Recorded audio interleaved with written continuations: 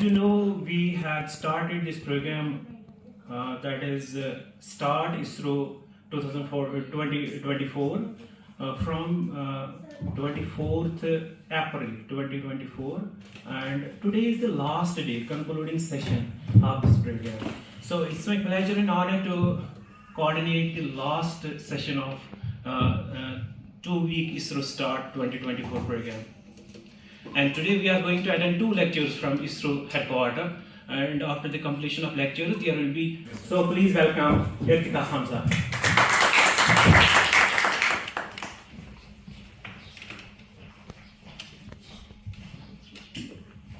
मेरा नाम इर्तिका हमजा है। मैं 8 years old हूँ। मैं SSMI डूरू से हूँ। मैं 2nd क्लास में पढ़ती हूँ। आज मैं आपको नाइट स्काई वॉचिंग के बारे में कुछ बताना चाहती हूँ। अब मैं आपको बताती हूँ कॉन्स्टेलेशन क्या है। Constellation is a group of stars which make a shape. Constellation एक ग्रुप ऑफ स्टार्स होता है जो कि एक शेप बनाता है। What is the importance of constellation? Constellation की इंपॉर्टेंस क्या है? पुराने जमाने में जब कंपास नहीं होते थे तो कॉन्स्टेलेशन हमें लोकेशन मतलब डायरेक्शन बताने में यूज करते थे हम कॉन्स्टेलेशन को। जैसे कि नॉर्थ, साउथ, ईस्ट और वेस्ट।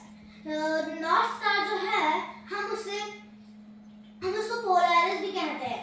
उसको हम उर्दू में कुतुबी सितारा कहते हैं। हम उससे नॉर्थ डायरेक्शन पता लगा सकते हैं। कॉन्स्टेलेशन हम कैलेंडर के तौर पे यूज करते हैं। तो फोटोग्राफ कॉन्स्टेलेशंस जैसे कि आप देख सकते हैं, पहली वाली कॉन्स्टेलेशन है ओराइल और दूसरी वाली कॉन्स्टेलेशन है वो है एक क्रॉस शेप में कॉन्स्टेलेशन। और आप जो ये वाली कॉन्स्टेलेशन देख सकते हैं ये है कैनिस मेजर और ये है उर्सा मेजर, ये है कैसियोपेया जिसको हम डब्ल्यू ओराइल उसको हम द हंटर भी कहते हैं क्योंकि वो आसमान में एक शिकारी जैसी होती है। The Big Dipper Ursa Major जो है उसको बिग डिपर भी कहते हैं। इसको हम द ग्रेट बेयर भी कहते हैं। इसके जो 2 स्टार्स होते हैं वो एक मशहूर सितारे की तरह इशारा कर रहे होते हैं जिसको हम पोलैरिस कहते हैं, जिसको उर्दू नाम है कुतुबी सितारा। हम उसको आम ज़बान में नॉर्थ स्टार भी कहते हैं।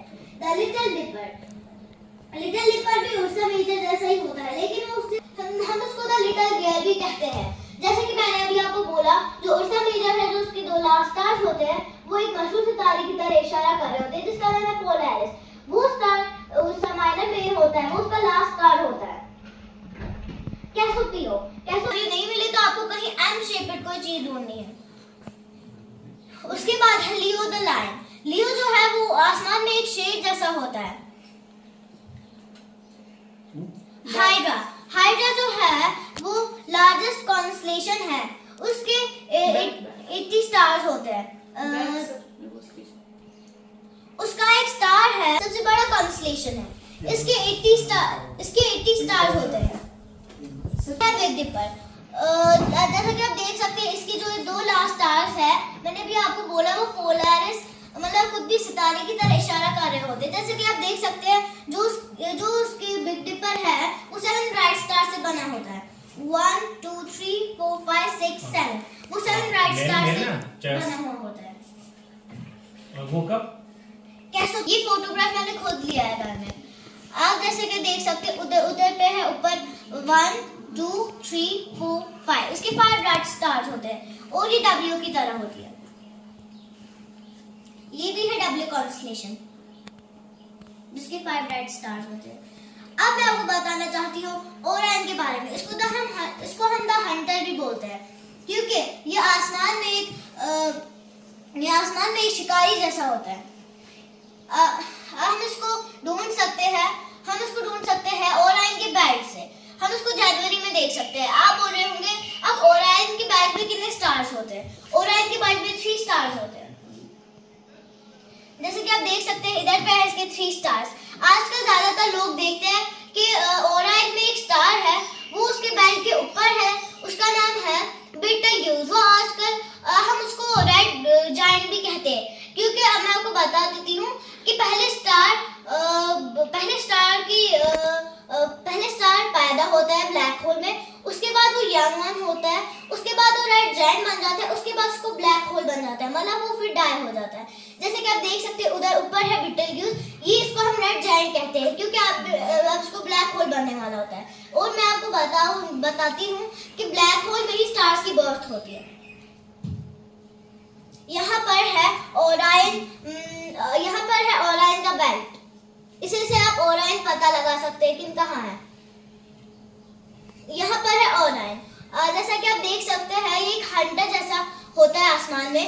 आप इसके ऊपर हाथ में देख सकते हैं, इसने अपना हाथ स्वॉर्ड है, और आगे जैसा कि आप देख सकते हैं वो उसका तीर कमान है।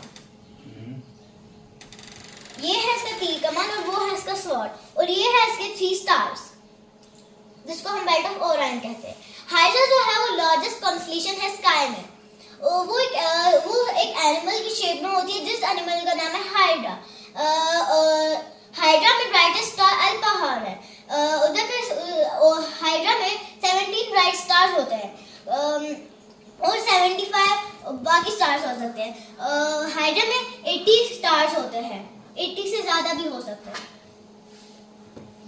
ये है हाइड्रा। अगर अब आप इन स्टार्स को मिलाएंगे तो आपको ये शेप दिखेगी, आपको ये शेप दिखेगी। आप बोल रहे होंगे अब इधर पे 19 ही स्टार्स क्यों हैं? ये इसके ब्राइट स्टार्स है, बाकी उधर पे 80 से ज्यादा स्टार्स हो सकते हैं। थैंक यू प्रोफेसर उमर साहब का, और आपका भी थैंक यू कि आपने उधर पे अपना टाइम निकाला और मेरी पावर पॉइंट प्रेजेंटेशन सुनी और देखी। और थैंक यू इसरो वालों का भी कि उनने मुझे इधर पे अपना प्रेशियस टाइम निकाल के दिया और उनने मुझे इधर पे अपनी पावर पॉइंट प्रेजेंटेशन दिखाने दी। अगर आपको अब कोई और क्वेश्चन होगा इसके बारे में इसके interest Sir, I must say I'm totally out of words. Yeah. I don't She's think I can basically she's science communicator. This आपको पता है? little angel, very nice, very nice. Science communicator को पता है? Science communicator होता है कोई like she discusses science. ठीक है? So she has got this talent. So really appreciated. Thank you. क्या आप यूज करते हैं? कौन सी इंस्ट्रूमेंटेशन आपके पास है? Right? हम इसमें बायनोक्यूलर भी यूज कर सकते हैं, लेकिन वो पावरफुल होना चाहिए, और टेलीस्कोप भी। Right. और हमें उसकी लेजर लाइट, मतलब वो स्ट्रॉन्ग लेजर लाइट होनी चाहिए।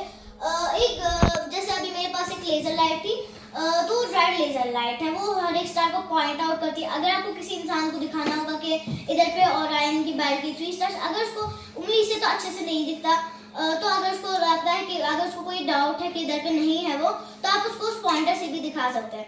आजकल एक ऐसी लेजर लाइट आती है, वो ग्रीन कलर, उसकी जो लाइट होती है वो ग्रीन कलर की होती है। आजकल वो मतलब जब अगर हमने मून पे उसकी लाइट डाली, लेजर लाइट अगर हमने मून की तरह दिखाई, तो हमें लगेगा हम मून पे ही है, और हम उससे हर एक स्टार को अच्छे से पॉइंट आउट कर सकते हैं। ठीक है, थैंक यू। और उसके अगर हमें नाइट स्काई वॉचिंग करनी है, अगर हमें स्टार्स देखने, तो उसके लिए डार्क स्काई होनी चाहिए और नाइट पोल्यूशन नहीं होना चाहिए। Thank you, Irtiza. Anything else you want to ask? Right, because we are running short of time. Thank you, Irtiza, for this scintillating presentation. आपका इंटरेस्ट इस सब में कब डेवलप हुआ और कैसे हुआ? मेरे अब्बू जो है उन्होंने मुझे सिखाया। पहले मैं जब बाहर जा रही थी, मैं सोचती थी ये डॉट्स क्या है। जब मैं छोटी थी मैं बोलती थी डॉट्स क्या है। तो फिर जब मैं थोड़ी बड़े होने लगी, मुझे अब्बू ने बोला कि ये कॉन्स्टेलेशन होती है, मून होता है, तो कॉन्स्टेलेशन। फिर उन्होंने मुझे आराम से सिखाया कि कौन सी कॉन्स्टेलेशन कौन है, और मुझे इसी से इंटरेस्ट भी बढ़ गया। और मैं टीवी पे थोड़े से प्रोग्राम्स भी देखती थी, इसलिए अब मुझे शौक है कि मैं astronomer बनूं। Really up to date and excellent, scintillating presentation. We appreciate your efforts. You will continue such contribution in future also. Thank you. As a token of love, because we are running out of time, we have session starting from 3:20. So as a token of love, we are gonna appreciate you, felicitate you. Please, Masud ji, आप यहाँ आ जाइए. And couple of students here. आप भी यहाँ से. रुक please.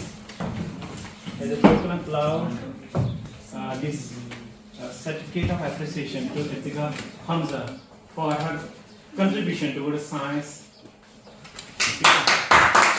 And this is a token of love moment for you. Okay, thank you.